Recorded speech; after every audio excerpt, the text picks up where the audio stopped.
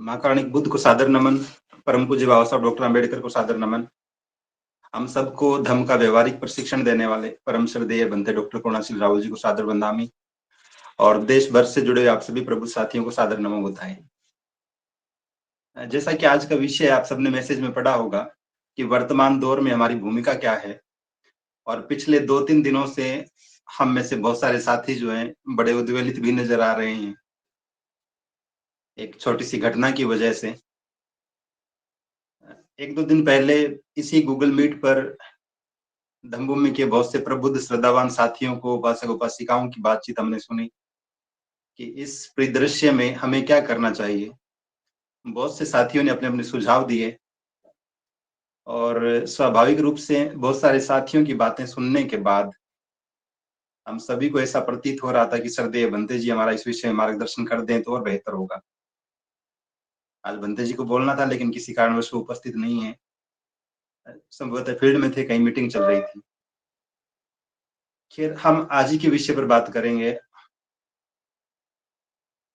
जिस किसी भी दौर में हम जी रहे हैं, यदि हम पूरी मानव जाति के इतिहास को देखते हैं, विशेष रूप से भारत के इतिहास को देखते हैं, तो ये बात बेहतर ढंग से समझ में आती है कि वक्त बदलता है, लोगों की जीवन शैली बदलती है, लोगों का आचरण बदलता है, लोगों के उद्देश्य बदलते हैं और स्वाभाविक रूप से लोगों की भूमिकाएं भी बदल जाती है। जिस दौर में हम सब उपस्थित रहते हैं, उसी के हिसाब से हमारी भूमिकाएं भी निश्चित होती है।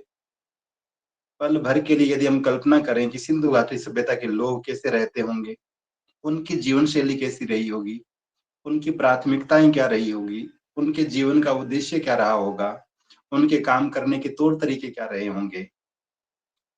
फिर अब जब हम महाकारुणिक बुद्ध के समय में आते हैं, तब भी हम सहजता से कल्पना कर सकते हैं कि लोगों का जीवन स्तर कैसा रहा होगा, लोगों की प्राथमिकताएं क्या रही होगी, लोगों की भूमिकाएं किस रूप में रही होगी।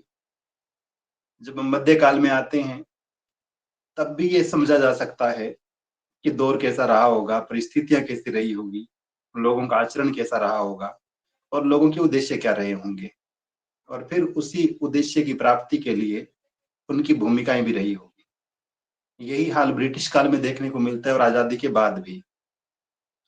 लेकिन मूल रूप में जो महत्वपूर्ण सवाल है, विशेषकर उन लोगों के लिए जो बाबा साहब डॉक्टर अम्बेडकर को अपना आदर्श मानते हैं और उनके अक्टूबर 1956 के निर्णय को आधार बनाकर बौद्ध समाज का हिस्सा बनना चाहते हैं, जो अपने आप को बौद्ध बना चुके हैं या बौद्ध बनने की प्रक्रिया में हैं।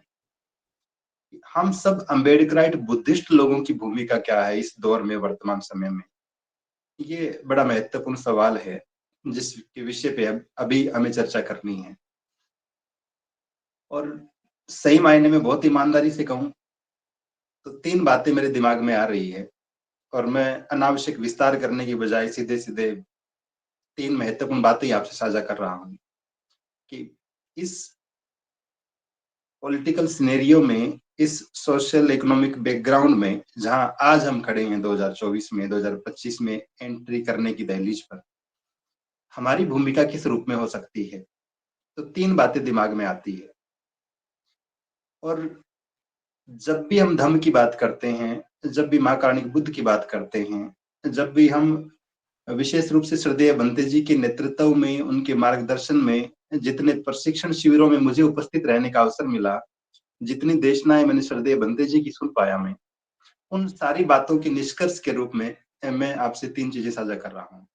पहली बात कि किसी भी परिस्थिति में हमें तुरंत प्रतिक्रिया देने से बचना चाहिए। अगर बात हमारी जान पे न बनाई हो, हमारा जीवन संकट में न पड़ गया हो, इसके अतिरिक्त और किसी भी प्रकार की परिस्थिति, वो चाहे पारिवारिक हो, चाहे वो सामाजिक हो, चाहे वो आर्थिक हो या फिर राजनीतिक हो, हमें तुरंत प्रतिक्रिया देने से बचना चाहिए। उदाहरण के लिए यदि हम 17 दिसंबर की घटना की ही बात करें, जिसकी वीडियो क्लिप पूरे सोशल मीडिया पे वायरल हो रही है, हमारा पूरा समाज जो है वो पुतले दहन करने में लगा हुआ है, धरने प्रदर्शन और ज्ञापनों में लगा हुआ है। पहली बार जब मैंने सुना तो मेरे मन में भी कुछ ऐसे ही भाव आए, लेकिन जब 5, 7, 10 मिनट बहुत गहराई से सोच कर देखा मैंने, तो आप यदि पूरे के पूरे उस वक्तव्य को सुनेंगे, उस पूरे भाषण को सुनेंगे, तो आप इस बात को ठीक ढंग से स्वीकार कर पाएंगे कि एक भी बात गलत नहीं थी। देश के गृह मंत्री जिन लोगों को संबोधित करके कह रहे थे, जिस विपक्षी दल को संबोधित करके कह रहे थे, उन लोगों के लिए सच में ये फैशन है। मैं उनका बचाव करने के लिए नहीं कह रहा हूं। और पूरा का पूरा भाषण यदि आप सुनेंगे वो 40-45 मिनट का, तो बाबा साहब डॉक्टर आम्बेडकर के साथ जो जो अन्याय भूतकाल में हुआ, उनके समकालीन राजनेताओं ने किया, उस मौजूदा व्यवस्था ने किया, निश्चित रूप से वो सारे के सारे बिंदु उन्होंने गिनवाए कि बाबा साहब डॉक्टर आम्बेडकर क्या करना चाहते थे, और उस दौर के उनके समकालीन राजनेताओं और राजनीतिक परिस्थितियों ने उन्हें उन सारे के सारे कामों को करने से रोका। तो एक दल दूसरे दल की नाकामियों को गिना रहा है, एक दल दूसरे दल की करतूतों को गिना रहा है। आप और मैं उस बैकग्राउंड में कहीं नहीं थे, न तो हम सत्ता में हैं और न ही हम विपक्ष में हैं। तो ऐसे में हमारा तुरंत प्रतिक्रिया करते हुए इतना ज्यादा उद्वेलित हो जाना, इतना ज्यादा आक्रोशित हो जाना, इसका कारण मुझे समझ में नहीं आया कि हम इतने उतावले क्यों हो जाते हैं एक छोटी सी बात पर जो हमें संबोधित करके कहीं भी नहीं गई है। और मजेदार बात यह है, वो अपने भाषण में ये भी कहते हैं कि अब जब बाबा साहब डॉक्टर आम्बेडकर को मानने वाले लोगों की संख्या पर्याप्त हो गई है, संख्या बढ़ गई है, तब आप लोग उनका नाम लेने लगे हैं। तो हमारे लिए तो और गर्व की बात थी कि कम से कम दोनों ही लोग इस बात को स्वीकार तो कर रहे हैं कि बाबा साहब को मानने वाले लोगों की संख्या बढ़ी है, उनके अधिकार करने की मांग बढ़ी है, और इसकी वजह से सत्ता हो कि विपक्ष हो, सब मजबूर हुए हैं कि बाबा साहब डॉक्टर अंबेडकर को प्राथमिकता देनी पड़ रही है, उन्हें केंद्र में रखना पड़ रहा है। तो जब भी आप तुरंत प्रतिक्रिया करते हैं और विशेष रूप से दोनों पक्षों को सुने बिना, तब तब हम गलत निर्णय कर रहे होते हैं, गड़बड़ में होते हैं, हड़बड़ाहट में होते हैं। तो एक महत्वपूर्ण संदेश आज की गूगल मीट का ये है, आप कहीं भी खड़े हैं, आप अपने ऑफिस में हैं, सामने से किसी ने गाली निकाल दी हो, हम किसी चौराहे पे खड़े थे, किसी ने थप्पड़ मार दिया हो, हम घर में थे, घर के किसी सदस्य ने कुछ उल्टा सीधा कह दिया हो, अगर हम तुरंत प्रतिक्रिया करने के भाव में आते हैं, और चूंकि हम महाकारुणिक बुद्ध को अपना शास्त्रा स्वीकार करते हैं, धम्म को अपने आचरण में उतारने का निरंतर अभ्यास करते हैं, तो अगर हम सब लोग ही, और दुख इस बात का है कि हम सारे के सारे लोग धम्म और धम्मभूमि से जुड़े हुए हैं, इसके बावजूद भी हमारी समझ का स्तर यदि बहुत बेहतर नहीं है, मैं 2-4 वक्ता साथियों को छोड़ दूं जो धम्मभूमि की कोर टीम के हैं, तो बाकी जितने लोगों की बातें सुनी उस दिन, सारे के सारे बड़े आक्रोशित और व्यथित नजर आए। तो हमें उस तुरंत प्रतिक्रिया के मनोभाव से बाहर निकलकर चीजों को समझने, उन्हें ऑब्जर्व करने, दोनों पक्षों को बेहतर ढंग से जानने का प्रयास करना चाहिए। घटना चाहिए हो या फिर कोई और हो, जब भी कोई विपरीत परिस्थितियां निर्मित होती है, जब भी कोई विपरीत हालात पैदा होते हैं, निश्चित रूप से हमें समझने का प्रयास करना चाहिए, उसके बाद अपनी प्रतिक्रिया देनी चाहिए। यदि स्थिति बहुत गंभीर नहीं हो तो सोशल मीडिया पर किसी एक क्लिप को देखकर धारणाएं निर्मित नहीं करनी चाहिए। और साइकोलॉजिकल ट्रूथ ये भी है कि जो व्यक्ति जितना ज्यादा इमोशनल होता है, जितना ज्यादा सेंटिमेंटल होता है, वो अपने जीवन में उतना ही दुखी होता है। एक व्यक्ति को उसके ऑफिस में उसके बॉस ने कुछ कह दिया, वो 7 दिनों तक अपसेट रहे। दो परिवार के 2 लोगों का झगड़ा हुआ, आपस में इतना ईगो हर्ट हुआ कि हम 7 दिन तक आपस में बात नहीं कर पा रहे हैं, एक दूसरे को फोन नहीं कर पा रहे हैं। तो इसका मतलब ये है कि इमोशनली हम लोग इतने कच्चे हैं, इतने कमजोर हैं कि उस घटना की इतनी गहरी छाप हमारे दिमाग पर पड़ी है। एक तरफ तो माँ कारुणिक बुद्ध की बात करते हैं, और धम्पद में बड़ी सुंदर सी गाथा आती है, मजेदार कथन है, कहते हैं तथागत, धम्पद में जो लिखा हुआ है, और उसमें लिखा कि खत्ती परम तप्पो तितिखा निबान परम वदंती भूता, कि किसी को बात को शांति के साथ सहन कर लेना, धैर्य, शांति, और किसी को माफ कर देने का भाव, ये सबसे बड़ा तप है। और निब्बान की प्राप्ति, ये सर्वोच्च स्थान है, सबसे बड़ा लक्ष्य है। महाकारुणिक बुद्ध ऐसा कहते हैं। तो अगर वो धैर्य, वो सहनशीलता हमारे व्यवहार में नहीं है, तो फिर दूसरे लोगों से क्या उम्मीद करी जा सकती है? तो एक बात जो आज की गूगल मीट के माध्यम से मैं कहना चाह रहा हूँ, वो बस इतनी सी है कि आप घर में हैं, किसी चौराहे पर हैं, अपने कार्यस्थल पर हैं, किसी सार्वजनिक कार्यक्रम में हैं, तुरंत प्रतिक्रिया से बचिए, जहां तक संभव हो सके। क्योंकि जब भी हम तुरंत प्रतिक्रिया देते हैं, बात के सारे पहलुओं को नहीं जान पाते हैं, हम आक्रोशित होते हैं, उद्वेलित होते हैं, और जब भी आदमी आक्रोश में होता है, निश्चित रूप से वो कुछ न कुछ गड़बड़ कर जाता है, कुछ न कुछ गलती कर जाता है। तो कम से कम धम्मभूमि से जुड़े हुए साथी, श्रद्धेय बंते जी की देशनाओं को लगातार सुनने वाले साथी, उनका मानसिक स्तर तो इस लेवल पे आ जाना चाहिए कि वो इस तरह की बचकाना चीजों से बचा पाए अपने आप को, कि हम दोनों पहलुओं को ठीक ढंग से समझेंगे, सुनेंगे। एक बहुत ही छोटा सा उदाहरण आपसे साझा करूं। मेरे एक बहुत ही प्रिय मित्र थे, जिनकी वजह से यूँ मानिए कि मेरे जीवन का पहला जो सार्वजनिक रूप से कैडर हुआ, वो उनके माध्यम से हुआ। धम्मभूमि से मेरा जुड़ाव उनके माध्यम से हुआ। बाद में किन्हीं व्यक्तिगत महत्वाकांक्षाओं के चलते वो दोस्त जो हैं, वो धम्मभूमि को छोड़कर चले गए। और संयोग ऐसा रहा कि धम्मभूमि छोड़ने के बाद 2-3 महीने मेरे ही साथ रहे। तो मैं उनकी सारी सुख-सुविधाओं का ख्याल रखता रहा। श्रद्धेय बंते जी से उन दिनों में इतनी बातें नहीं होती थी। कुछ महीनों बाद जब श्रद्धेय बंते जी का राजस्थान आगमन हुआ, तो बंते जी ने कहा कि पारस जी, मुझे कुछ लोगों से बात करनी है, तो आप फलाँ जगह पे आ सकते हैं, तो पधारें। तो स्वाभाविक रूप से मुझे जाना ही था। तो मेरे उस प्रिय मित्र ने कहा कि आपको वहाँ नहीं जाना चाहिए। जब सारी बातें मैं आपको बता चुका हूँ, समझा चुका हूँ, फिर बंते जी की बात सुन के क्या करोगे? लेकिन तब भी मेरा मन यही कहता रहा कि जब तक दोनों पक्षों की बातें ठीक ढंग से नहीं सुन ली जाए, मन में किसी प्रकार की धारणा, किसी प्रकार का पूर्वाग्रह नहीं बनाना चाहिए। और मैं चला गया। तो बहुत सारी चीजें जो आप वन वे होकर सुनते हैं, एक तरफ से सुनते हैं। मेरे साथ कई बार ऐसा हुआ है, जब किसी ने सोशल मीडिया पे, व्हाट्सएप पे मुझे फ़ोन किया, कुछ फ़ोटो भेज दी, एक न्यूज़ की कटिंग भेज दी, एक वीडियो क्लिप भेज दी कि फलाँ जगह पे दलितों, आदिवासियों के साथ अत्याचार हो रहा है, उनके साथ मारपीट हुई है और आप कोई सहायता करें। अब तुरंत प्रतिक्रिया करते हुए कई बार ऐसा हुआ कि मैं, मेरे जो संपर्क में पुलिस विभाग में जो दोस्त थे उस स्थानीय एरिया में, मैं उनसे संपर्क करता था कि ऐसा कोई मामला है आपके संज्ञान में है, तो इस पे कोई कार्रवाई कीजिए। और बाद में कुछ दिनों बाद पता चलता था कि मारपीट करने वाले भी, पीटने वाले भी और पिटने वाले भी, दोनों ही हमारे ही समाज बंधु हैं। तब आपको समझ में आता है कि उस वीडियो क्लिप को देखते ही पहली बार जो आपके मन में जो भाव आया था, दलित अत्याचार का, जातीय वैमनस्य का, उच्च बनाम निम्न जातीयता का, वैसा कुछ एंगल था ही नहीं उस घटना में।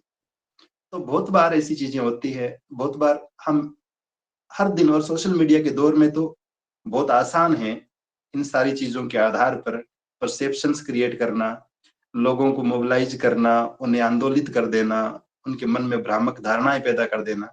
तो वो सोशल मीडिया हो कि रियलिस्टिक, हमें तुरंत प्रतिक्रिया से बचना है। एक बात तो ये है। दूसरा, और ये बड़ी महत्वपूर्ण बात मैं आप सबसे साझा कर रहा हूँ, हमारी भूमिका क्या हो, विशेष रूप से वे साथी जो धम्म को अपनी जीवन शैली के रूप में स्वीकार कर चुके हैं। आप देखिए कि जब भी कोई घटना होती है अत्याचार की, शोषण की, अपमान की, बलात्कार की, हम लोग रिएक्ट किस ढंग से करते हैं? हमारे पास टूल्स क्या हैं, ऑर्नामेंट्स क्या है, इंस्ट्रूमेंट क्या है अपना रिएक्शन देने के? हम सब लोग किसी चौराहे पे इकट्ठे होते हैं कि हम एसडीएम को, जिला कलेक्टर को ज्ञापन देंगे। एक तरीका तो ये है हमारे पास विरोध प्रदर्शन करने का। दूसरा, हम जुलूस निकालते हैं, रैली निकालते, एक आक्रोश रैली निकालेंगे, बाबा साहब के गीत बजाते हुए, जोर-जोर से नारे लगाते हुए। तीसरा, हो सकता है कुछ लोग और आक्रोशित होकर पुतला दहन करने पर उतर आए, जैसा अभी 2-3 दिन से हम देख रहे हैं। तो ये सारे जो औज़ार हैं अपने विरोध को प्रकट करने के, क्या सच में इनसे न्याय मिल पाता है? अभी 2-3 दिन से सब लोग ज्ञापन देने में लगे हुए, राष्ट्रपति के नाम ज्ञापन देते हैं, प्रधानमंत्री के नाम ज्ञापन देते हैं, जिला कलेक्टर को ज्ञापन देते हैं। लेकिन ये सारे के सारे हजारों लोग, लाखों लोग जो देश भर में ज्ञापन दे रहे हैं, क्या ये जानते हैं कि इन ज्ञापनों का होता क्या है? और अगर नहीं जानते हैं, तो फिर ये कागज की बर्बादी, अपने समय की बर्बादी, अपनी ऊर्जा की बर्बादी, समाज के संसाधनों की बर्बादी किस लिए हो रही है? तो मुझे एक शेर याद आ रहा है, इसमें लिखा है कि वही कातिल, वही शाहिद, वही मुंसिफ ठहरे। वही कातिल, वही शाहिद, शाहिद मीन्स गवाह, विटनेस, मुंसिफ का मतलब जस्टिस, न्यायाधीश, कि वही कातिल, वही शाहिद, वही मुंसिफ ठहरे, मेरे अकरबा करे कत्ल का दावा किस पर? कि मेरे दोस्त, मेरे परिचित किस व्यक्ति पे मेरे कत्ल का इल्जाम लगाएंगे, जब कातिल भी लोग सामने वही है, गवाही देने वाले भी वही है, और इंसाफ करने वाले भी वही है। तो हमें इस बात को समझना होगा कि जब भी कोई अपराध होता है, जब भी कोई अत्याचार की घटना होती है, हो सकता है वो कोई व्यक्ति विशेष करता हो, कोई समुदाय विशेष करता हो। अपराध या अत्याचार एक व्यक्ति या वर्ग विशेष ही करता है, लेकिन जब किसी के साथ न्याय या अन्याय होता है, तो वो पूरा सिस्टम शामिल होता है उसमें। तो एक पूरी की पूरी व्यवस्था न्याय करती है या फिर अन्याय करती है। हमारे मामले में ऐसा होता है कि हम हमेशा अन्याय के शिकार होते हैं। और इन विरोध प्रदर्शनों का हासिल क्या है? अभी हाल ही की घटना है महाराष्ट्र की, 10 दिसंबर की। महाराष्ट्र के परभणी नाम की जगह पे बाबा साहब डॉक्टर आम्बेडकर की स्टेच्यू के पास जो संविधान की प्रतिकृति या प्रारूप बना हुआ था, उसे कुछ लोगों ने तोड़ दिया, उसके कुछ हिस्से को तोड़ दिया। अब हम तो बड़े इमोशनल लोग हैं, छोटी सी बात पे एकत्रित हो जाते हैं धरना प्रदर्शन ज्ञापन करने के लिए। तो स्वाभाविक रूप से वहां के स्थानीय लोगों ने और बड़ी संख्या में युवाओं ने एक विरोध रैली निकाली उस शहर में, जहां पे बाबा साहब की प्रतिमा और संविधान की प्रतिकृति को नुकसान पहुंचाया गया था। अब उस रैली के दौरान बहुत सारे लोगों के साथ मारपीट हुई, पुलिस वाले लाठीचार्ज कर रहे हैं, दूसरे समाज के लोग लाठीचार्ज कर रहे हैं, और हमारे लोग जो रैली करने आए थे, धरना प्रदर्शन करने आए थे, विरोध प्रदर्शन करने आए थे, वो वहां पीटे जा रहे हैं। और बात यहीं पे खत्म नहीं हुई। उसी रात को कुछ लोगों को पुलिस वाले जो है अरेस्ट कर लेते हैं, उनके घरों से रात को उठा कर ले जाते हैं। और एक लड़का जिसका नाम सोमनाथ सूर्यवंशी था, जो एलएलबी कर रहा था, उसके साथ इतनी मारपीट होती है कि 15 दिसंबर को उसकी डेथ हो जाती है। 2 दिन बाद उसकी परीक्षा होनी थी एलएलबी की, वो पढ़ रहा था और एक इंटेलिजेंट लड़का था। तो आप देखिए कि एक छोटी सी चीज ने, कि बाबा साहब डॉक्टर अंबेडकर की प्रतिमा को नुकसान पहुंचा दिया, संविधान की प्रतिकृति को तोड़ दिया, या उस पर लगे हुए कांच भर को तोड़ दिया। हम सब लोग निकले थे धरना प्रदर्शन ज्ञापन देने के लिए।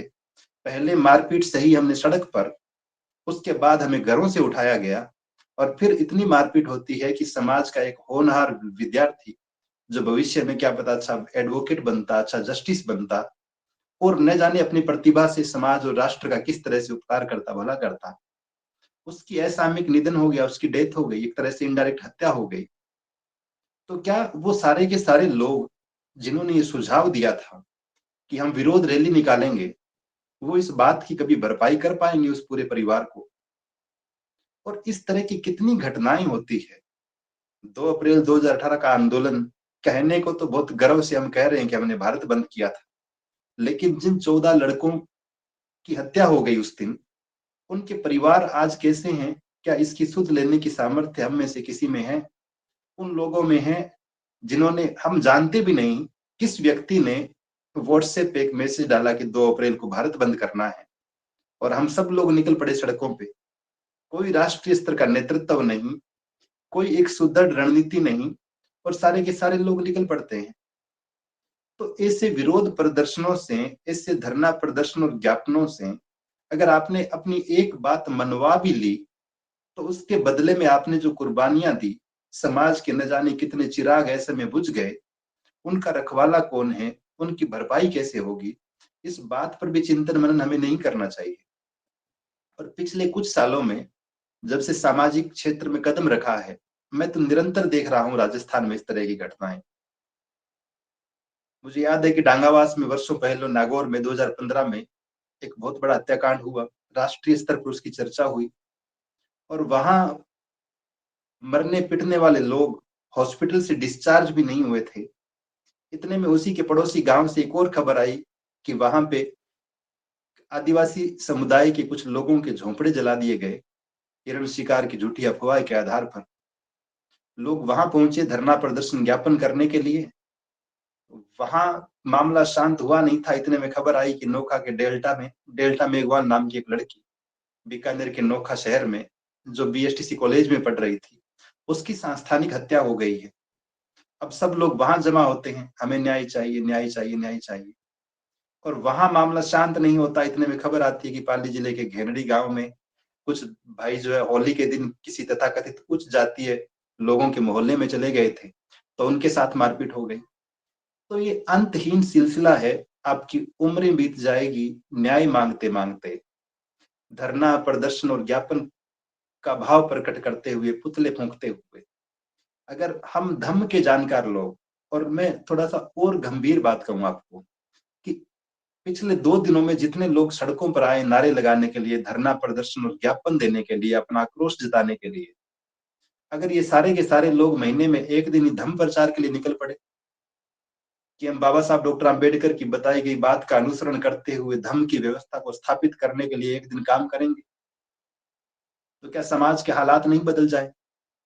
क्योंकि मूल रूप में जो जड़ है, आदरणीय मनी कुमार जी कल परसों बता रहे थे, मान्यवर साहब कांशीराम जी की कोटेशन, कि साहब कहते थे कि चमचों को कुछ मत कहो, उन हाथों पर वार करो जो चमचों को पोषित करते हैं। तो मूल सवाल उस व्यवस्था को बदलने का था। आप इसे इस उदाहरण से समझ सकते हैं कि एक व्यवस्था, देश में जितनी व्यवस्थाएं हैं, धार्मिक व्यवस्थाएं हैं, वो अलग अलग तालाब है। और आप जिस तालाब में रहते हैं, उस तालाब के मगरमच्छ आपको नोच नोच के खा रहे हैं।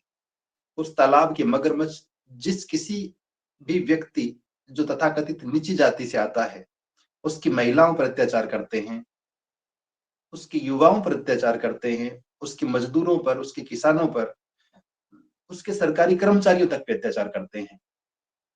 और आप उसी मगरमच्छ के समूह के बीच रहते हुए, उसी तालाब में रहते हुए, उन्हीं मगरमच्छों से गुहार लगाते हैं कि हमें न्याय चाहिए।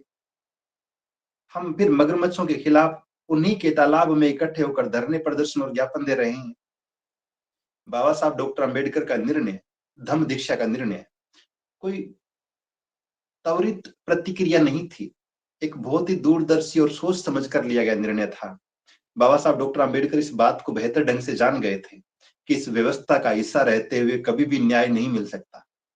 इसीलिए उन्होंने एक समानांतर दूसरी व्यवस्था निर्मित की कि हम अपना एक नया सुंदर स्वच्छ तालाब बनाएंगे, जिसमें कोई मगरमच्छ नहीं होगा, वहां सारे के सारे समान होंगे, वहां कोई हम पे हमला करने वाला नहीं होगा, वहां कोई हमें नोच कर खाने वाला नहीं होगा।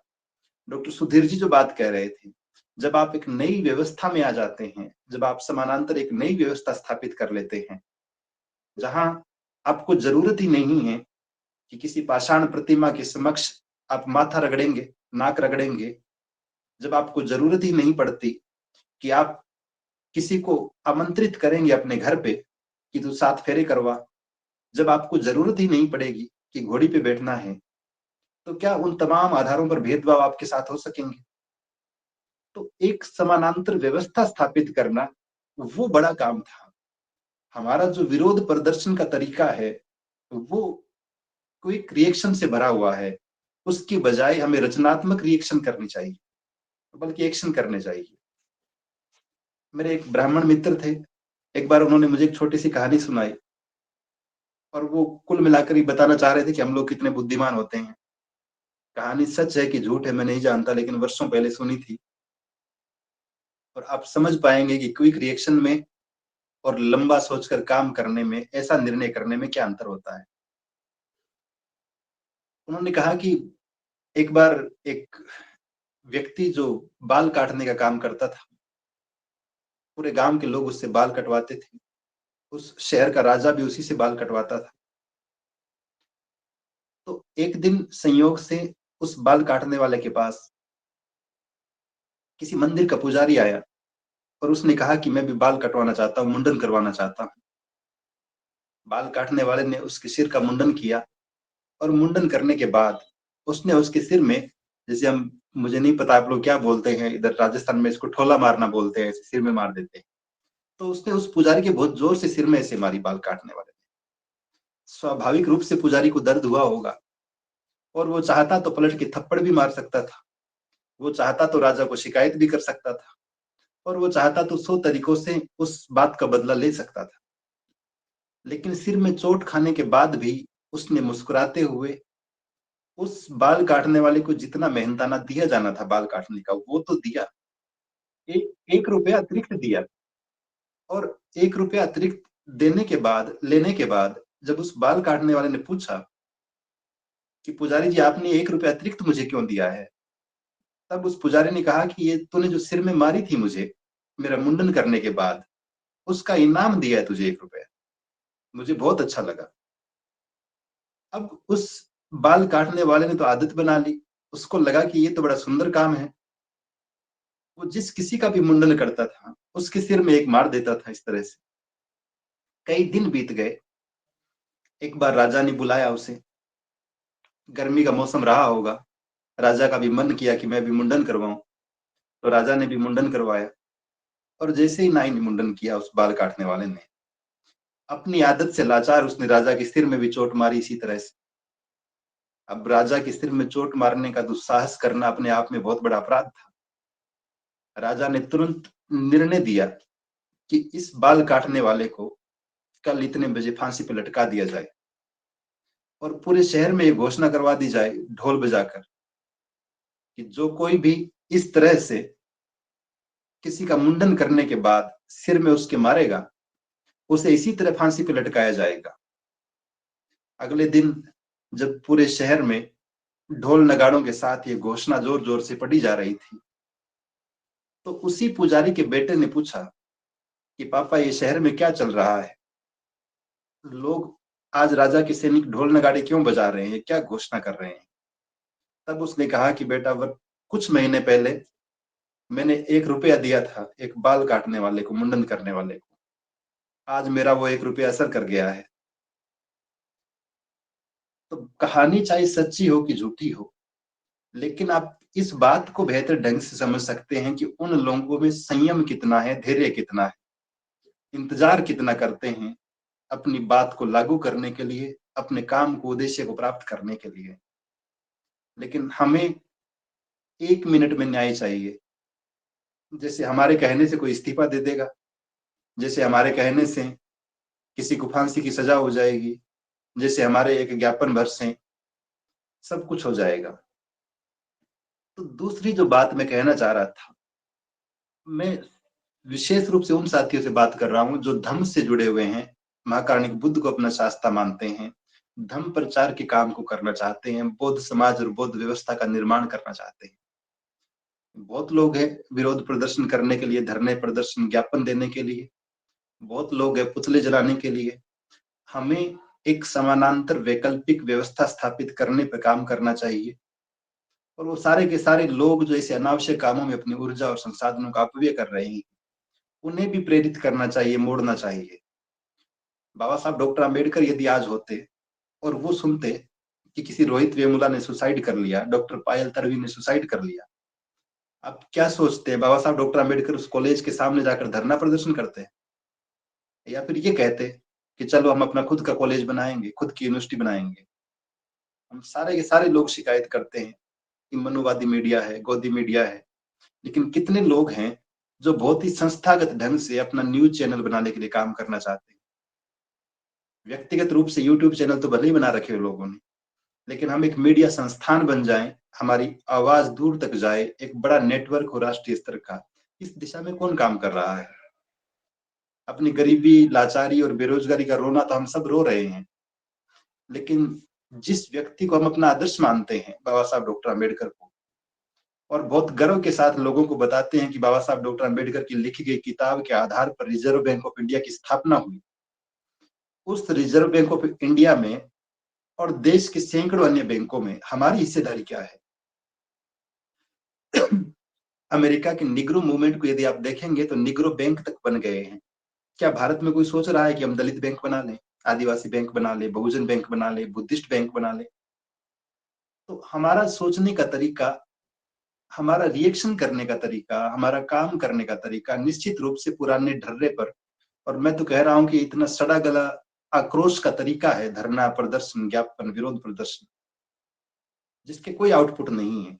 अभी पिछले ही दिनों राजस्थान के बाड़मेर की घटना है, एक युवक की हत्या कर दी गई इस वजह से क्योंकि बहुत छोटी सी बात पे विवाद था, और लगभग आधा राजस्थान जो धरने प्रदर्शन पे बैठा रहा, वो पूरा शहर बंद रहा 2-3 दिनों तक।